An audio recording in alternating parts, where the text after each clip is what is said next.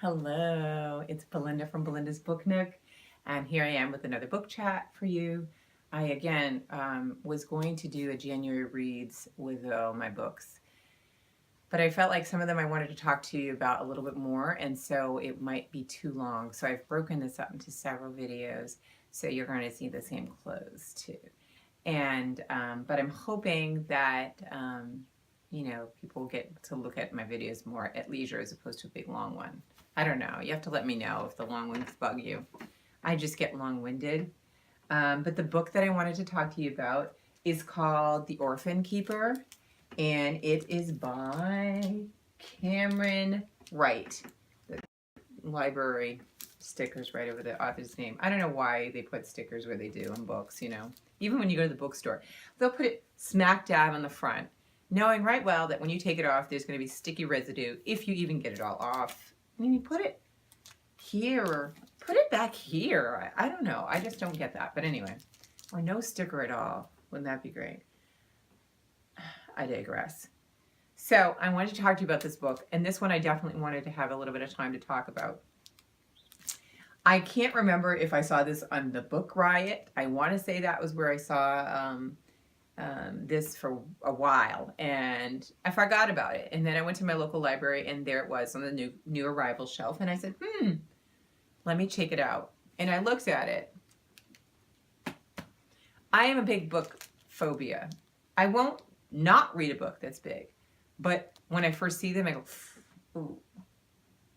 And I'll listen to somebody. If somebody's holding a book like this and they're like, oh, it's so great, and they turn it, I go, ooh. So when I saw this, I did do that, but I was like, well, it's the library. I'm not paying for this. I'm just going to take it home, and if it's good, it doesn't matter, right? It was amazing. This will be one of my favorites for this year. I think I'll keep track of them and see how many I have. But this one, for so many reasons, I've read several books about India and over the course of my life, and really enjoyed them. This one I enjoyed for so many reasons. But let me give you a little bit of a background to it. So it's about this. The story is. They're calling it a novel. It's based on a true story. The author writes a really nice, my bookmarks in there, really nice blurb in the book at the end that tells you why he had to call this a novel versus it being nonfiction, because it's based very closely on this boy's life, and he's got pictures in here of the family and everything, so you know that everything is real and stuff. So the boy's name is Taj. And his original name when he was born is Chelamuth. I'm probably not saying it correctly. That was his given name by his mom.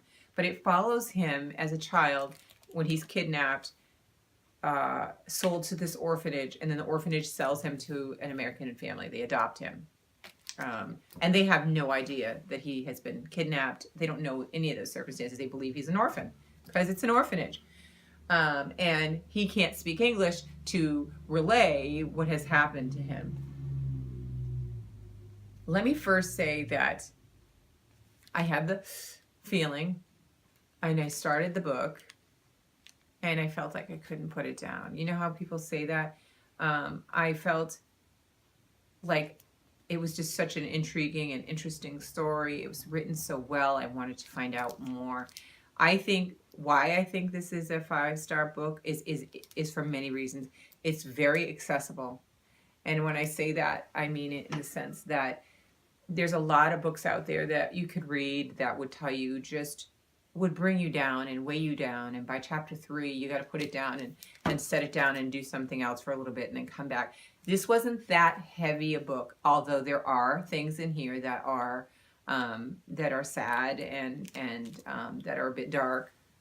But I feel like the balance was nice of the story of the boy, the story of the family, the story of his family. I think that because of that, it made it easier for me to get through the book and want to know what happened. So that's why I say it's very accessible. I think that the way that it was told was just brilliant. And I'm not sure, you know, again, it's based very closely. He changed the names of a lot of people to protect them, obviously, and a few logistical things. But it seems like the story is kind of to the truth. And so some of the things that I thought about, you know, when I was reading this, let me just look at. I'm cheating because I'm one of those type people that has to write down stuff too. But I felt that I was drawn to the character, and I felt that even though I was not an orphan and I'm not from India, and I felt there's similarities. Like he grew up, when he did get, his adopted family was white, and he grew up in a predominantly white town, and so having no other access to Indian people and not being able to learn about his culture and heritage and to feel comfortable in his skin was something he struggled with. I grew up in a predominantly white town, and I found, you know, in the beginning, it's very challenging to kind of process how I should be and how I want to fit in. And he talks about so much of how he wanted to fit in. And so I felt like while I was reading this, my notes would be like, yeah, I felt that way too. Or I would, you know, elaborate on things that I, you know, instances that were definitely familiar to me. So I think that is a really great thing. So, you know, a person can attach themselves to the story in that way. I think this is a great book also because it explores being an orphan, or being, not an orphan, sorry, being adopted and wanting to know more about your parents. I think it's very motivational to somebody that might want to do that.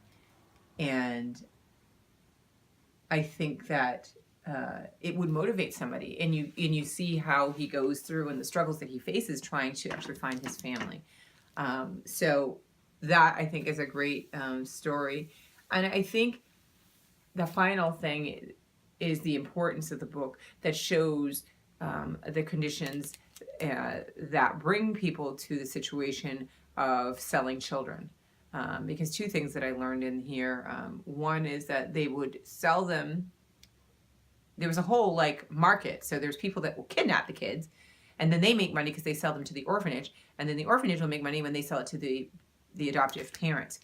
But there's also children that they would maim and make them beg for food and money, and then they would take that from the children and give them a small, you know, something to survive on, but nothing, you know, food to survive on, but nothing, not wages. I didn't know about those things. So there was a lot of things in there like that talked about things like that we need to be aware of, and that they also mentioned an organization at the end. This is what I have a problem with.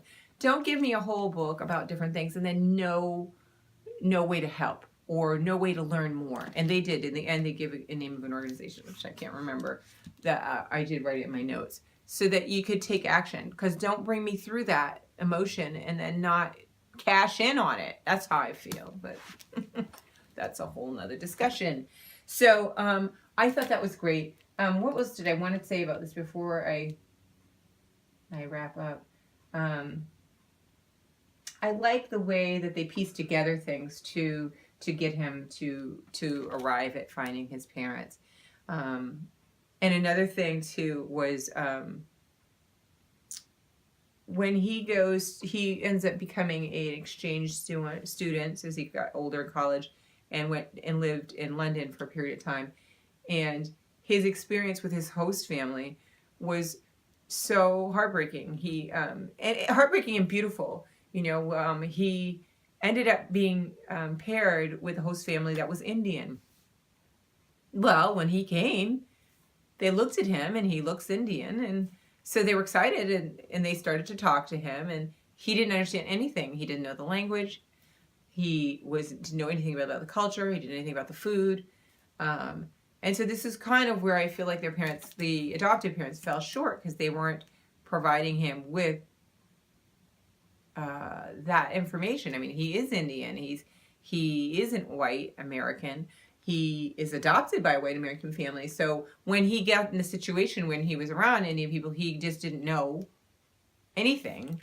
So he was at odds, and he never felt like he could fit in anywhere because he had no kind of sense of identity. So this family really gave him an opportunity to see, you know. And there was another scene in the book that was fabulous where he tastes Indian food for the first time, and the experience of the ambiance, the smells.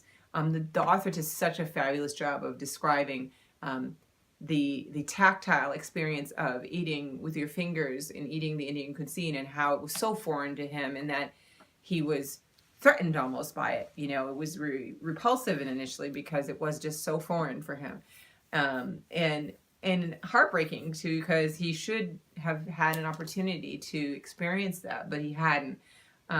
All of these things, they bring up so much emotion, and they also talk about, you know, they brought it for me, the idea of when you adopt a child from another region, the importance of giving them a balance as much as possible as you can of their cultural and heritage, which would pertain to food, history, and other forms of knowledge, maybe music or books.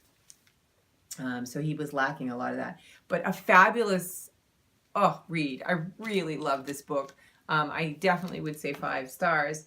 I would definitely recommend it, and don't even think about it, because I am not a fast reader, and I'm a big books, you know, chicken. And this was easy, really good, really accessible. Highly recommend.